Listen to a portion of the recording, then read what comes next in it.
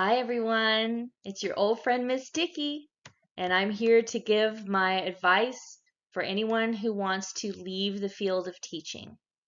Although this could really help anyone, this is going to be specifically tailored for teachers who are looking to move on to their next career option. I hope it helps. Okay, so here's what we're going to discuss. First, we'll start with building your resume.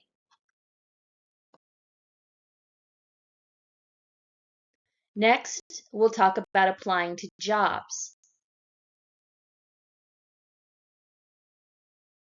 And finally, we'll talk about preparing for an interview and then the interview process. We'll start with building your resume.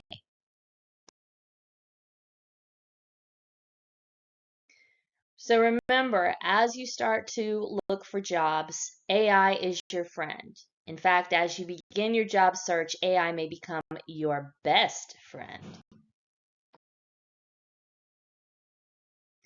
As you start to look for a job outside of teaching in the classroom, it's important to reframe your behavior. That's an inside joke for my Alachua County people. If you haven't actually applied for a job since the advent of AI, forget everything you've been told. It is a new age. For instance, all those fancy resume templates that are in Word, forget about those. You don't need those really anymore. That's because the first person to look at your resume is usually AI, and all that fancy formatting really just confuses them. I would say keep it as simple as possible using simple fonts and simple formatting.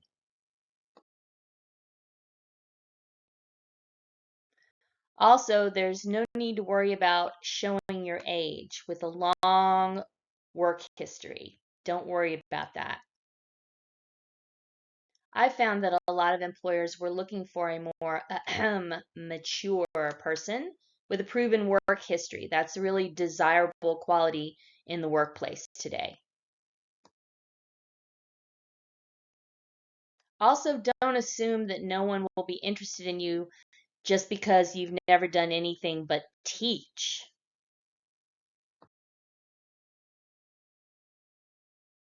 Just think about all the things you do in a single day and realize that you can actually do anything.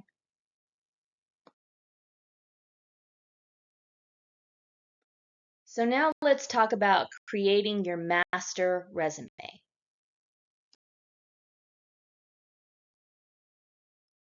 On a Word document or maybe a Google Doc, start with the header, which begins with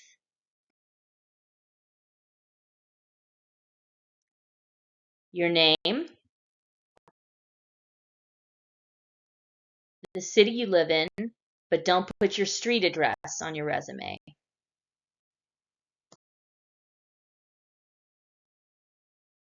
Your phone number,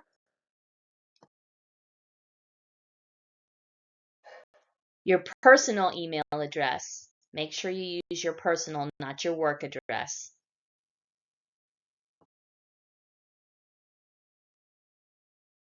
And your LinkedIn page. If you don't have a LinkedIn page right now, I'll talk about that a little bit later in the presentation.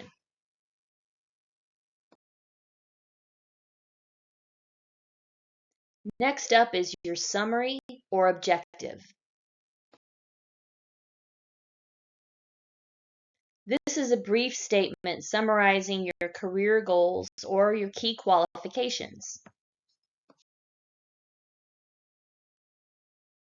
Once you start applying for jobs, your new best friend AI will tailor your summary or objective to the specific job. So that section of your resume will actually sync up with the job description that you happen to be applying for.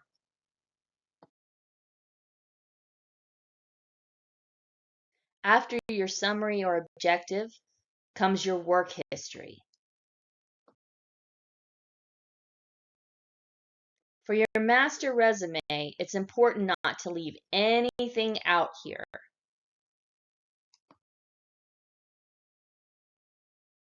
If you've been working for a while, this may make your resume pretty long, but don't worry about that at this stage.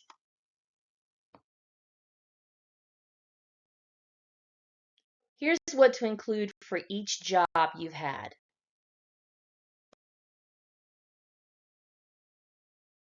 Your job title,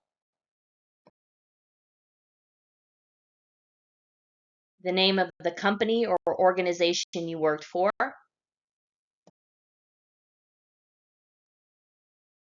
the city and state where you worked,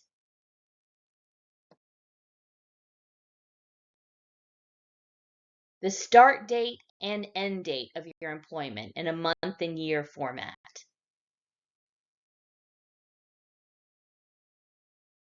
Your responsibilities and achievements in this position, bullet points describing your key duties, accomplishments, and any notable impact on the role. If you struggle with this part, and a lot of people do, I'll talk a little bit about how you can use AI to help in a little while. Some examples of teaching bullet points, you can say stuff like, I taught an average of 120 students per year, or co-led the 6th grade team, managing approximately 250 students, or any other position like that. Anytime you can give numbers, that's always very impactful.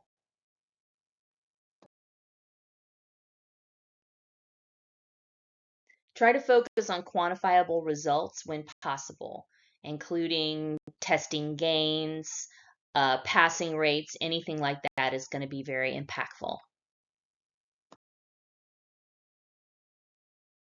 After your work history, you start with your education, and here's what to include.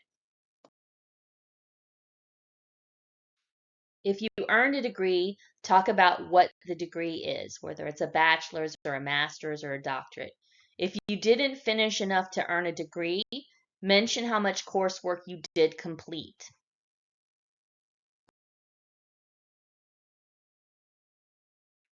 Include the name of the university or college and the location, the city and state format again.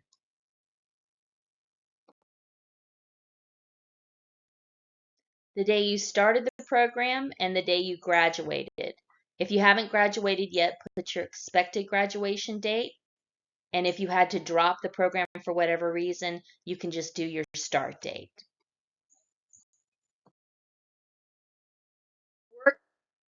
If your work history is a little light, you can include here relevant coursework, any honors, your GPA.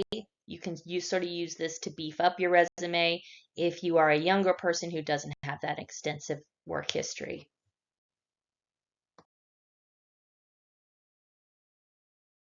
After your education, mention your certifications or awards. Name any certifications, licenses, or awards that you've earned.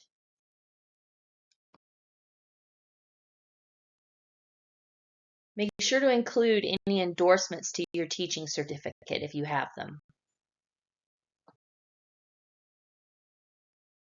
You can also include special projects or volunteer experience. This is all valuable stuff. If you've worked on any significant projects, include brief descriptions to showcase your experience and your skills. If applicable, you can list any volunteer work that demonstrates transferable skills or shows your community involvement. On your master resume, I would include all of this, and sometimes you may use this when you're actually applying to different positions if it's actually relevant.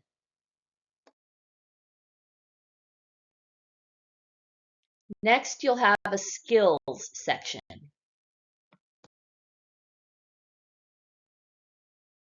Here you'll list your key technical and soft skills relevant to the job you're applying for. For example, communication skills, project management, software proficiency, etc. Here I would put everything that you can come up with, and once we start applying for specific jobs, AI will help you tailor this down to the stuff that'll be relevant for that position. If you're having trouble with this part, copy and paste your work history, education, certification and awards, and projects and volunteer experience into AI and ask them to create a list of skills for you.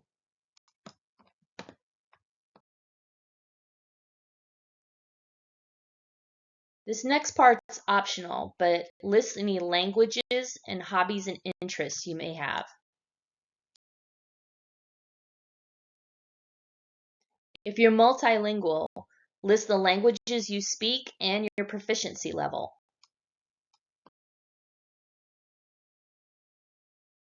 Hobbies or interests can be included to show a more personal side, but only if it adds value to your application or reflects transferable skills like team sports or leadership roles in organizations.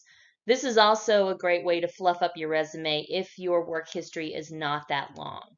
Or if you have a gap in your resume and your work history and you actually did some volunteering or some other stuff during that gap time.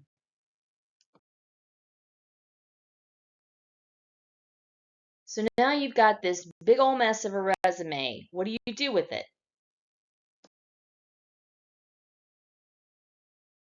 It's time to call upon your new best friend, AI. I recommend ChatGPT, the free version.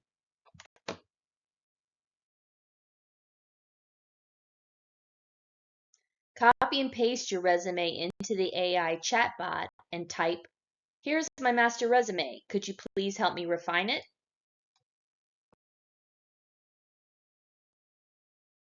The AI chatbot will produce a polished version of your resume.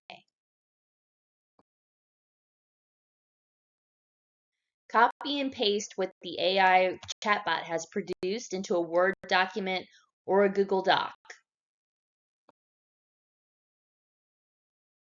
Be sure to check it over. Sometimes our AI friend gives us skills that we don't actually have.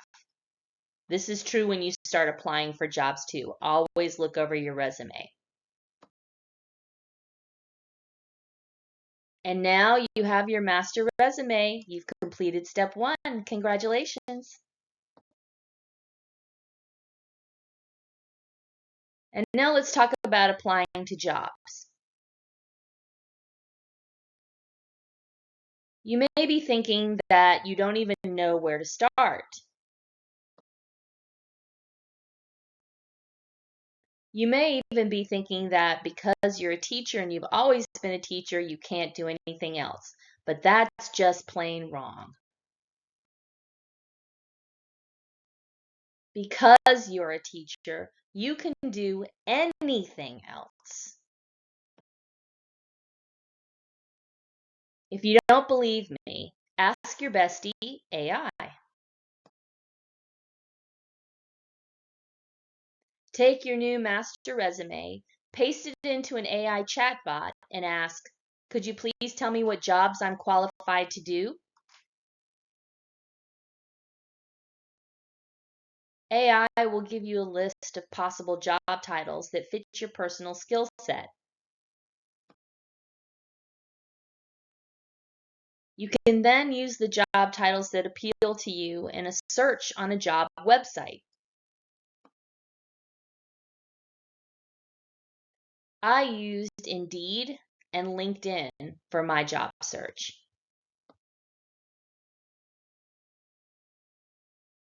Indeed.com is a free site that does offer some paid services.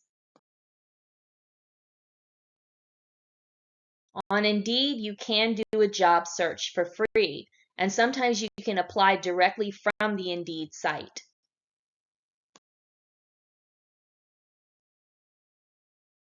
It also offers resume help. You can upload your resume to Indeed and they'll give you some help for free. There is a paid option for more help. I personally didn't use this option. Indeed will also send you daily and sometimes multiple times daily job alerts. You can set up alerts for certain job titles and have those new postings emailed to you daily.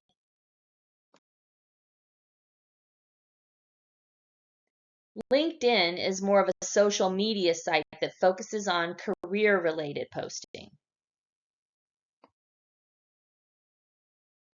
So let's talk about applying for jobs. Now you have your master resume and your list of possible job titles, so you're ready to start searching for jobs. If you come across a job that seems interesting, but you're not sure if you're qualified for it, ask AI. Copy and paste your master resume and the job description into an AI chatbot. Then ask the chatbot, am I likely to get an interview for this job? The chatbot will then evaluate your resume and the job description and give you an honest answer.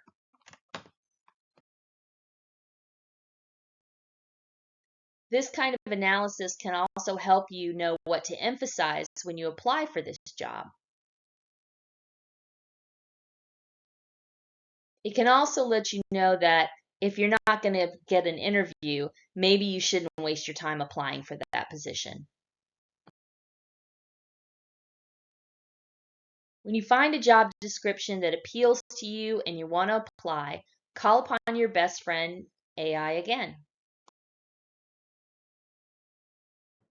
Copy and paste your master resume and the job description into an AI chatbot.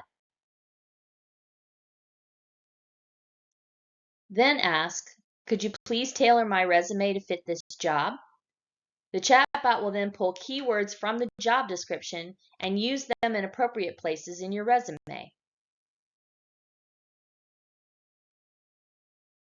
The chatbot will then create a version of your resume that is tailored to that job description. You can also ask the chatbot to write you a cover letter for that job. It will use the information from your resume and the job description to write a lovely cover letter. Here's a super tip number 1. When you submit your resume, send it as a Word document and keep the formatting simple. Keep the font as like a Calibri. That tends to be the go-to version. AI is going to be the first one that looks at your resume, and it can get confused by PDF documents, fancy formatting, and images. Don't include any images on your resume. Keep it simple and neat. When you're filling out an application, you can also use AI to help you answer some of the questions on the application. For example, if you're applying to a job at UF, the UF applications ask, please describe your experience as it relates to the minimum qualifications of this job. You can ask the chatbot, could you please help me answer this question?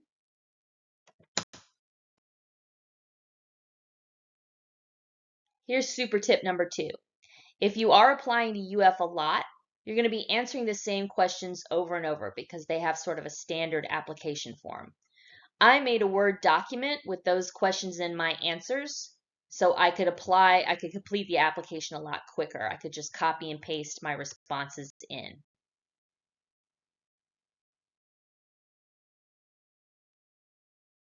Once you start applying to jobs, it can get confusing. You may forget which jobs you've applied to. Here's what I recommend.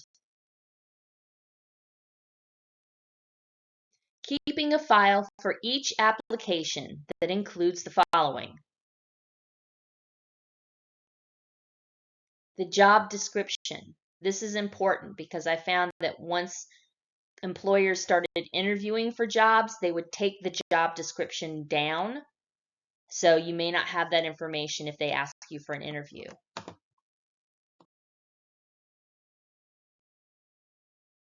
the job-specific tailored resume you submitted in your application to this job,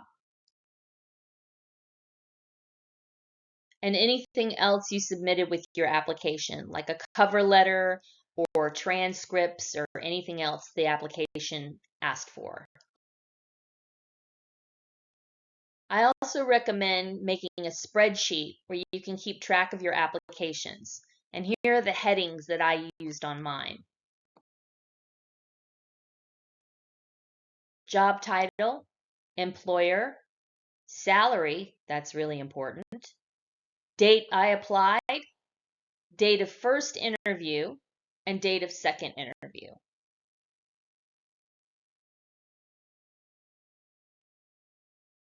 Here's super tip 3. This spreadsheet will come in really handy when you start getting requests for interviews. It is not uncommon to get that request for an interview a month or maybe even 2 after you submit the application, so it's very likely you're going to forget the details of that job.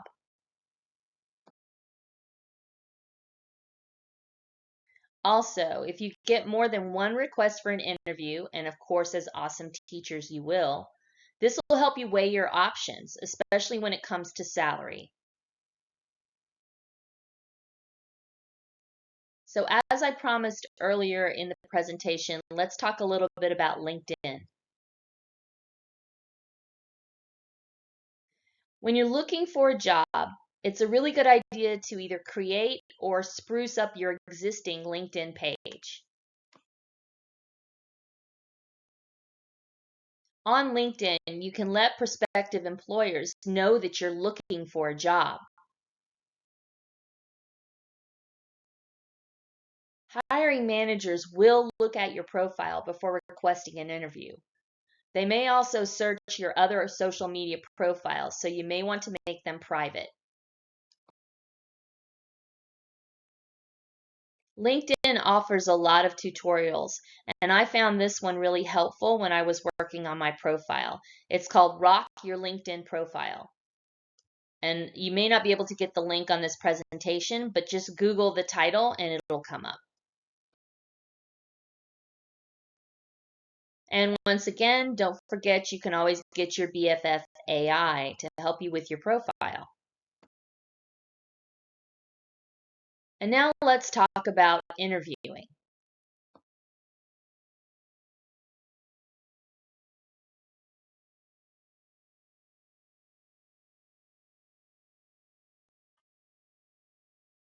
When you start receiving requests for interviews, and of course you will, respond quickly. Before sending off your response email, run it through AI to refine it. If the interview request comes up during the school year, don't be afraid to let them know that you're a classroom teacher. Offer them at least 3 possible interview times. For example, you could do it before school, after school, during planning, or during lunch. This shows that you're flexible and eager, even though you are extremely busy. I did this, and I think it really impressed my interviewers.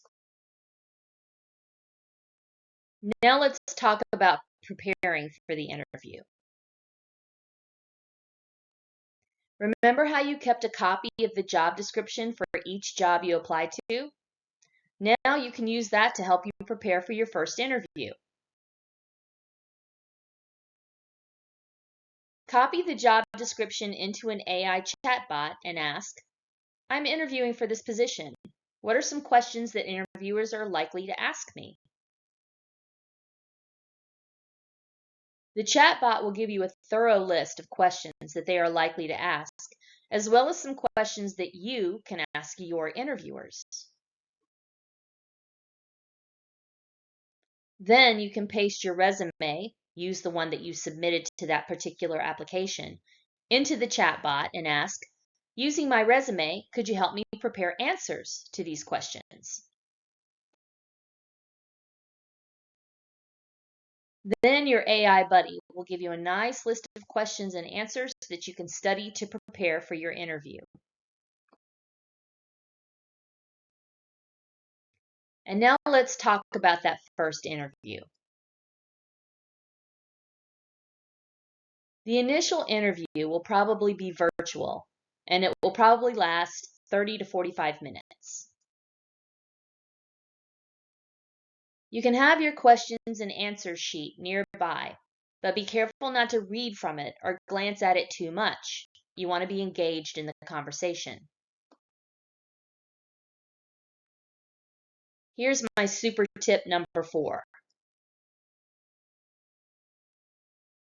On a virtual interview, most people tend to look at the image on the screen of the person who's speaking. When that person asks you a question and you're answering them, you may continue to look at that person's image, which means that your eyes will be downcast. Instead, look at the camera when questions are being asked and when you're answering the question. This gives the appearance of making eye contact, which subconsciously makes the person on the other end feel more connected and at ease. In that first interview, it's very important to be yourself.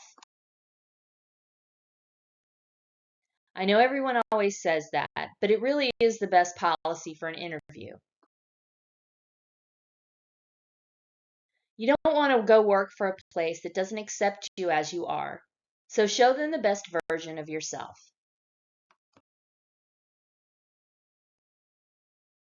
At the end of the interview, your interviewers will probably ask if you have any questions for them. The AI chatbot has probably already given you a few questions on your interview prep sheet, but if it didn't, make sure that you ask it for some. If you can, it's also a great idea to be thinking of possible questions while they're asking you questions. For example, you can ask a follow-up question or ask for clarification.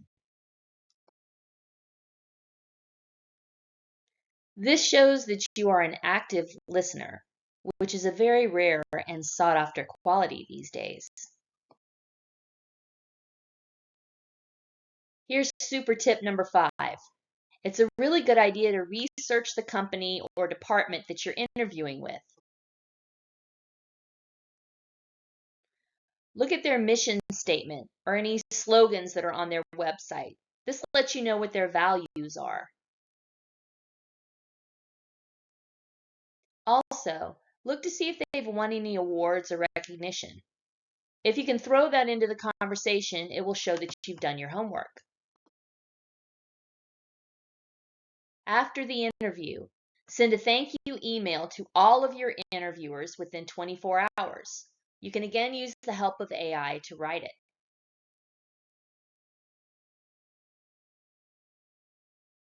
Now let's talk about the second interview. If you make it to the second round of interviews, you'll probably hear from the hiring team within a week or 2 of your first interview. At this stage, you're probably one of about 3 to 5 people being seriously considered for the job. This interview will be longer in duration and more people will probably be involved. It may also be in person, but not necessarily. You can again use AI to help you prepare for the interview using the same process as before.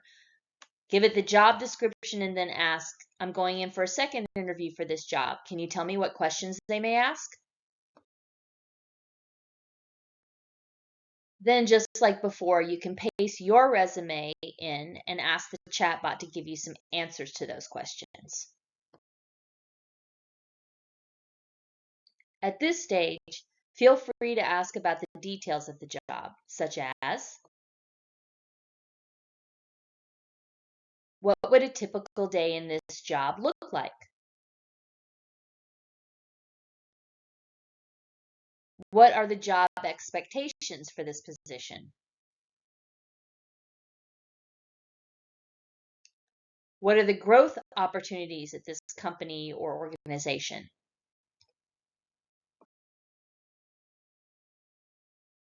Salary will probably never be openly discussed during the interview process. Remember, you were given at least a range and sometimes an exact amount with the job description, so you will have an idea of what your salary would be. So that is it. Please share your successes with me, and I hope this helps.